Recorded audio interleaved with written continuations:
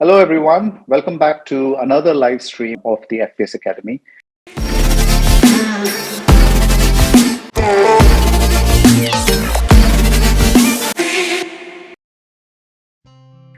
Today, I'm super thrilled because we've got a powerhouse with us on the show, and I'm sure you will all gain a lot from just listening to him.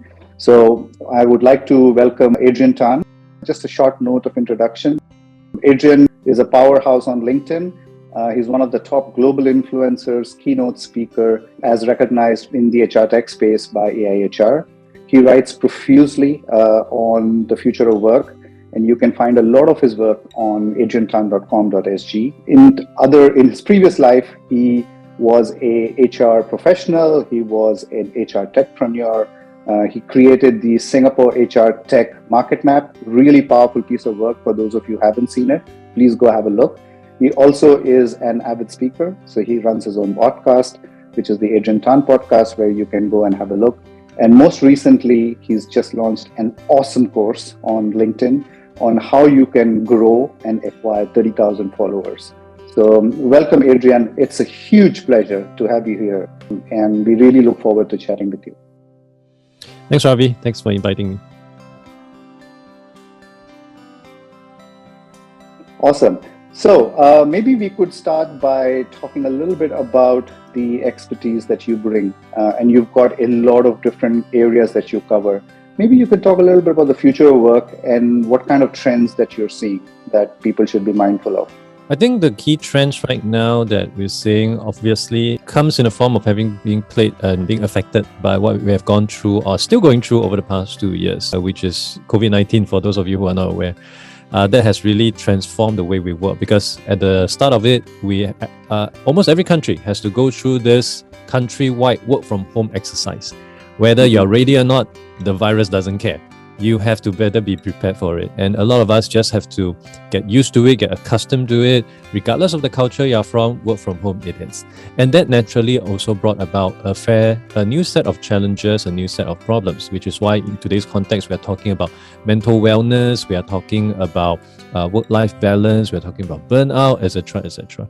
And of course, moving forward, we are seeing a lot of companies taking a step back, sitting on the fence. Should we go back to office? Should we even have an office? We did it without office for the past 2 years. Why do we need an office now? Office is so expensive. Even if you do hybrid, 3 days in the office, 2 days from home, that 2 days is essentially just paying rent for nothing. So I think HR tech, when it comes to infusing in this space, is really trying to support this group of companies that are keen to go on hybrid basis. And for companies that's trying to go on remote basis, how are you going to encourage collaboration, ideation, things that, honestly speaking, still are better performed when you have that in-person contact. And of course, second of all, we've also gone through the mental wellness space, etc. A lot of time, well-being of the individual is indeed very important. It's no longer just about, you're not happy, let me give you $1,000 more, you'll be happy now. That's not the case. We're seeing people resigning left, right, center. We've talked about the great resignation. We are seeing that not just coming from the younger generation, but also a lot of mid-career professionals who are just, okay, that's it, enough. I want to pursue what I want to pursue, because for all I know, I may get COVID tomorrow and drop dead the next day. So a lot of people are really taking this opportunity to chase after their dream. And that, I think, also provide a wake-up call for the companies. How do I do better in order to retain my people? How do I ensure that my value system aligns with them? And most importantly, in a post-COVID environment, how do I finally start measuring performance based on outcome and not based on what time you clock in, what time you clock out, do you leave office earlier than me? Those kind of nonsense. So all those, I think we have reached a stage where people really realize, and when I say people, that includes employers, that all these are out the door. So the future of work will come into space to really help you fill up those gaps and to make sure that employers and employees come to the same win-win situation. And I have not even touched on things like AI, robotics, and all that, because these are things that for the longest time are always in the same sentence structure when we talk about the future of work. Just because COVID-19 happened, the evolution of AI, the evolution of robotics is not going to stay the same pace. It will still continue to improve. In fact, many companies right now, especially say in the F&B space, we are seeing they are gravitating towards robotics. Right now, you have a robotic barista, you have robotic chef who can do fried rice, etc., etc. So there's also something I think every one of us should be very well aware of at the back of our head, that all these are coming into your space, whether you like it or not, and how can you be better prepared about them. And I think as much as, in Singapore, the government has always been very helpful in helping you to plan certain things. But I think ultimately it's up to the individual to just keep paddling on the water, how to stay ahead. Importantly, check out and be mindful of the next huge wave that you should be riding on. So all these things are coming into space right now at a very ferocious speed. And I think by really keeping your ear on the ground and having your finger on the pulse, that might help us to navigate better moving forward. Fantastic. I think that's a really very holistic view. Let me try and pick up some of the anchors that I took away.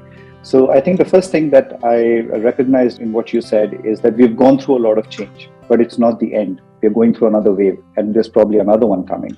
So we need to constantly be aware that this is going to be the new normal, that change is the new normal, and we just have to work with it. I think the second thing which I anchored is companies are struggling in being able to align where the right balance is between asynchronous versus synchronous, being able to do face-to-face versus remote, talking about hybrid versus non-hybrid, and things like that.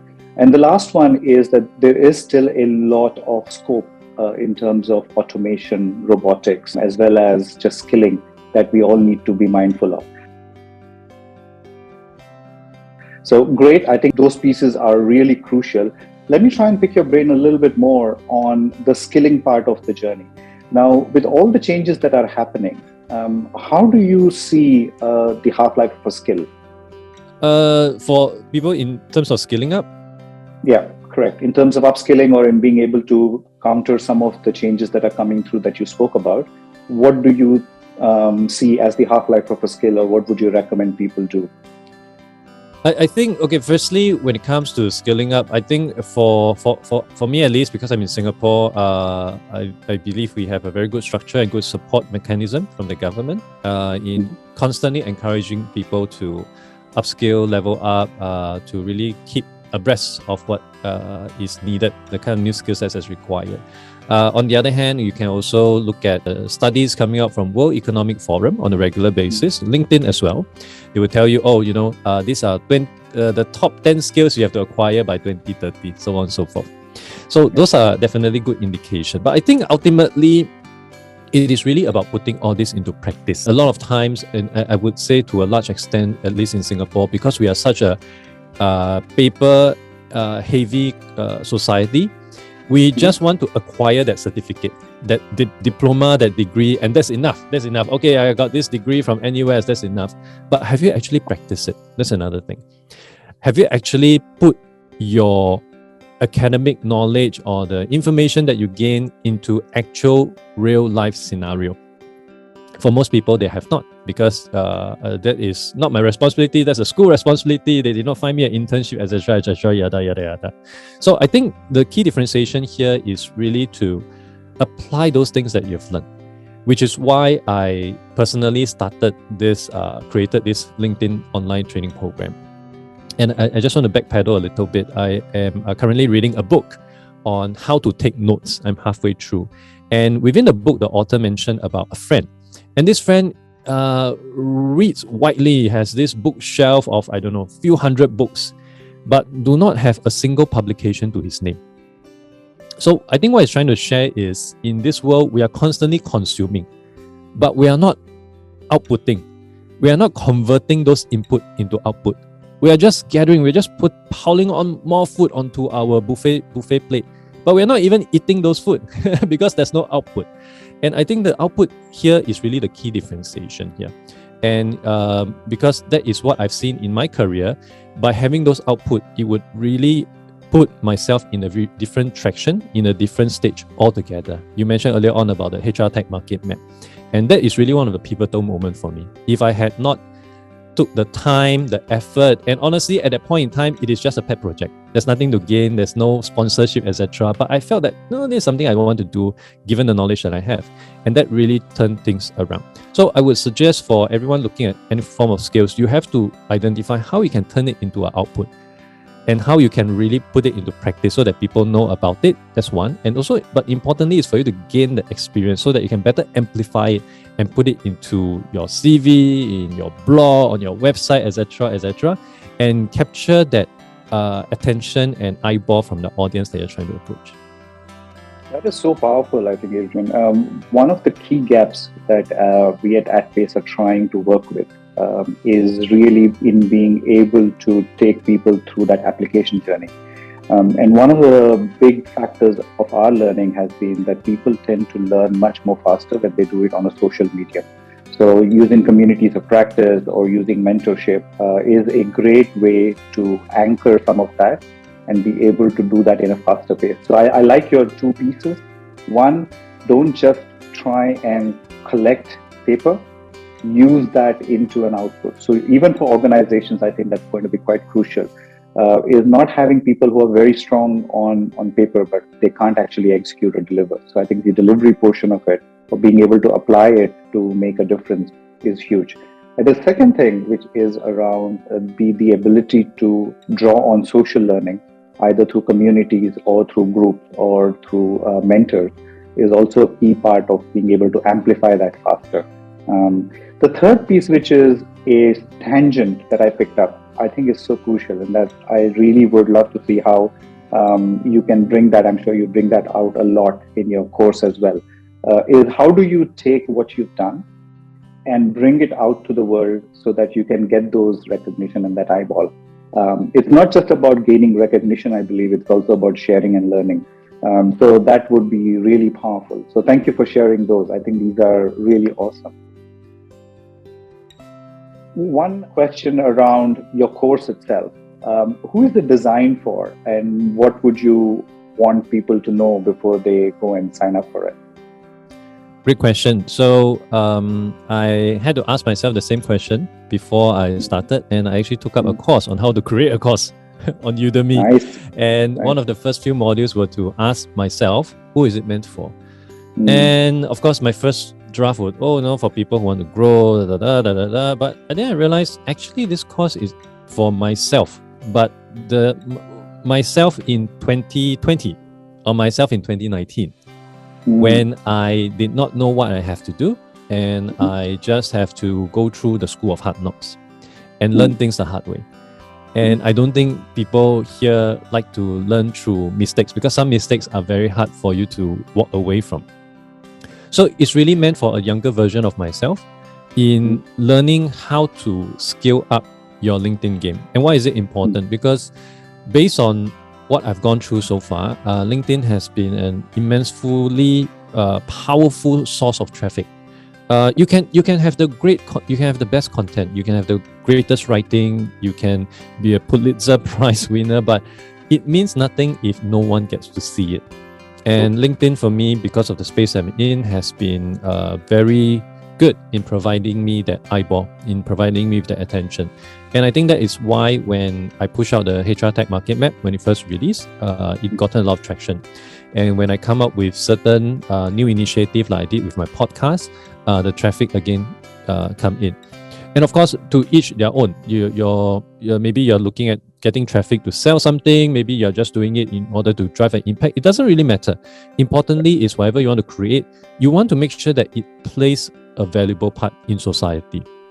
Whether it's a piece of career advice, it's something that you've been through, a downtime, a mistake that you've made, all this can have very huge material impact on the people that you're trying to reach. And I think if we just take a step back from all our life, end of the day, we just want to have a meaningful life. And I think a meaningful life is by having a good positive impact on the people out there. And in today's world, it is not just the people that you manage to speak with face to face. It can be people around the world, because internet has facilitated that. You can reach out to someone in Africa, you can reach out to someone in Finland, it doesn't matter. It really helped you to widen and broaden the message, which I managed to do so over time. So the same thing, it's really for people who wants to drive their message to a wider audience and to do it in a very structured manner so that they can achieve their end goal in the shortest amount of time. Because it took me, I was one of the first few people who joined LinkedIn when it first started in Singapore. I remember when they first opened their office in Singapore, it was at AXA Tower. They have like 20 people. They started with 12, then it grew to 20. And a few years later, I joined them, and it was really a very cowboyish town back then. There's no structure, things keep evolving. And it took me a long time before I can really get stable, to really get my foot on the ground, to understand, okay, so this is what you have to do. And then algorithm changes, etc., etc. But I think over time, right now, I get a sense of what actually LinkedIn is looking out for, but importantly, what the audiences are looking out for. And I managed to condense all this into 30 over modules, and I hope all this will help individuals out there who are like the younger version of myself, trying to leverage on LinkedIn to drive their message, and to do it in a much more seamless manner, and to avoid all the pitfalls that I did over the past few years. It's fantastic. I think that is one of the core value anchors of AtPace as well, is we try and share a lot of what people are going through so that people can make different mistakes. They don't repeat the same ones. I would really encourage everyone to go check out Adrian's course. I think it's going to be very exciting to do that. One last question for you. What advice would you give to professionals, whether they are just starting out, coming out of college, or they are in the mid-levels and they're trying to make changes and pivot and do things? What advice would you give them to further their careers? I think it is really to test out the pivot, test out the idea. And before you test it, I think it's very much similar to how an accelerator would basically go through the curriculum with any startup. Before they tell the startup to, okay, just go to market, they will ask you to do your hypothesis. Once you have a hypothesis, you don't straight away come up with an MVP. You will do your customer discovery and customer validation. So how do you do validation? Because I was formerly a career coach, so one of the key things that I encourage my clients back then is to connect and speak with people who has been there, done that. So for example, I remember I had this young client. She was in one of the big four doing taxation. For some reason, she wants to get into the relocation space. And we managed to identify someone who is like the older version of herself, who during her earlier years was also in one of the big four and somehow managed to move into the relocation space. So my advice to her is connect with this person. Let her know that this is what you're going through. You like to get career advice, because psychologically, your target audience will be keen to help you, because in a way, they are not just helping you, they are helping the younger version of themselves, who most likely did not manage to get anyone to help her. So you have to go through with brute force. So you want to go through a lot of that to get the validation, because many times we see things from the other side of the fence. The grass is always greener on the other side. That's so true. And recently, I actually got to know this statement. The grass is greener on the other side because it is fertilized by bullshit. Because you do not know what's out there. So you think that the grass is greener. It is greener, but it's all bullshit. So by getting honest, heart-to-heart talk with people, offer to buy them coffee, that $5 Starbucks is worth the amount of tips and advice you can get from them, it will help you to validate your hypothesis. And once you get a good sample size, then you will think, okay, so what do I do next? How do I move forward? Maybe by moving forward could be creating a blog to write about the content. Maybe like me, you can try to curate all the players in this field and try to come up with a market map. You can do a podcast about it. You can do a video about it. Basically, content play is always the easiest. Whether you are an engineer who is keen in train engineering, maybe you are in aviation or in pharmaceutical, coming up with new drugs, anyone can start off by becoming a content creator. And that over time has, of course, helped me to achieve where I am today in terms of HR tech, and even helped me to acquire my job 2 jobs ago and got myself into an enterprise HR tech company.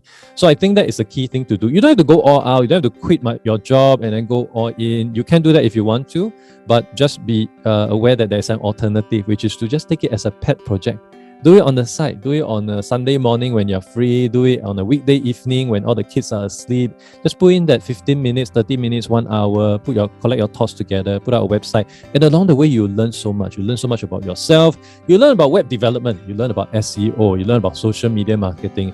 And all these are skill sets. Even at the end of the day, you realize, okay, this is just a pet project. This pivot is not working out for me. You still gain so much out of it. You've learned so much out of it. That's true. I think a couple of things that I really took away. One, find people that you want to be like and ask for their help. So find your own board of mentors who can help you with different elements of what you want to achieve. Always be respectful of their time, of course, because they are also busy and they are also doing a lot of stuff. So I think that's an important part. The second thing is you don't have to quit your job to really do what you love, because you can always make time for it. And I think that's a really interesting piece, because a lot of people tend to look at it as, oh, if I need to stop. So I think the point is that you can do a number of things together till the time you gain traction and you pivot and you're able to know that, yes, this is what I want to do full time and I'm ready for it. So I think those are two very, very crucial things. And the last piece, I think, is the fact that it is always about pivoting. So learn through others, learn through your own, and share as much as you can, whether that's through a blog, whether that's through posts, whether through your own circle of communities. Just do that.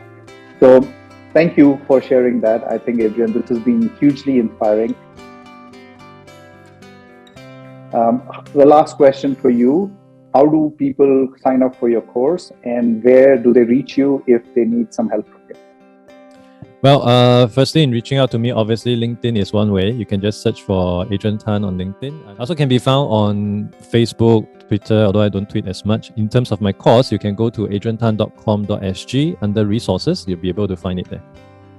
Perfect. So I really wish you luck with the course. Thank you for sharing this insightful moments. And I will be continuing to cheer you and look to welcome you back on another live stream soon. Thanks, Ravi.